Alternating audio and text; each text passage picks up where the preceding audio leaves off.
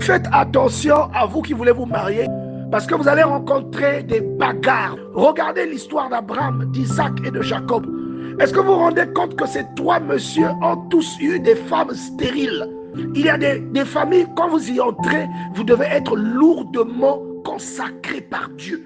Vous devez avoir Dieu dans votre vie, parce que vous allez croiser les combats dans cette famille que vous serez obligé de briser. Et si Dieu n'est pas dans votre vie, vous serez englouti. Et même vous ne comprenez pas pourquoi Dieu vous a envoyé dans cette famille-là. Vous ne comprendrez pas, vous direz que Dieu s'est trompé de vous avoir envoyé auprès de ce monsieur ou auprès de cette femme. Alors que Dieu ne se trompe jamais. Vous allez trouver que c'est trop difficile. Vous allez trouver que le comportement de la personne est difficile. Vous allez trouver que le caractère ou encore l'esprit qui domine dans la famille est difficile. Tandis que Dieu ne se trompe jamais. Dieu envoie certaines personnes dans certaines familles aller épouser certaines personnes pour devenir des sources de délivrance de ces personnes-là. Mais lorsque vous renoncez à cela, que vous commencez à regarder ailleurs pour refaire votre vie, sachez que vous avez brillamment échoué. Il y a des personnes qui finissent par divorcer de leur conjoint seulement à cause de la bagarre qu'ils vont trouver dans la vie de cette personne. Abraham, sa femme était stérile. Isaac, sa femme était stérile. Jacob, sa femme, la femme du cœur qu'il aimait, Rachel, était stérile. Si vous commencez à constater la difficulté, que vous pliez sous cette difficulté, sachez que vous avez brillamment échoué. Faites attention à bien observer la famille vers laquelle vous partez et assurez-vous d'être suffisamment loti, d'être suffisamment oint par Dieu. Vous allez dans ce qu'on appelle en anglais battlefield, vous allez dans un champ de bataille.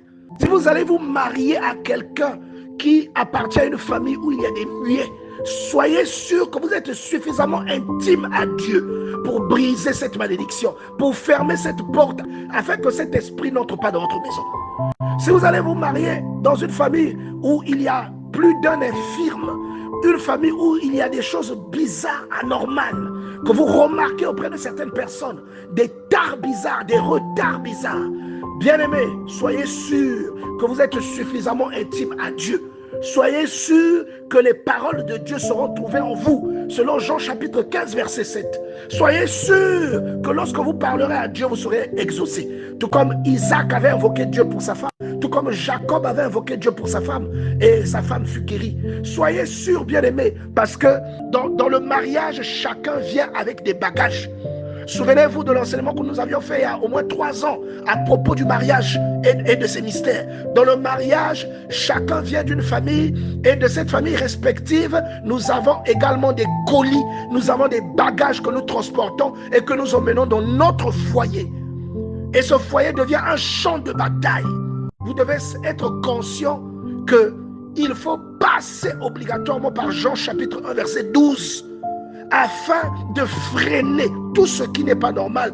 Si vous arrivez dans la vie des gens qui ne se marient pas, vous tentez d'épouser cette personne et que vous avez un combat, soyez suffisamment fort pour briser cette chaîne et faire de cette personne la première personne mariée de leur famille. Soyez suffisamment fort, suffisamment investi par le Seigneur.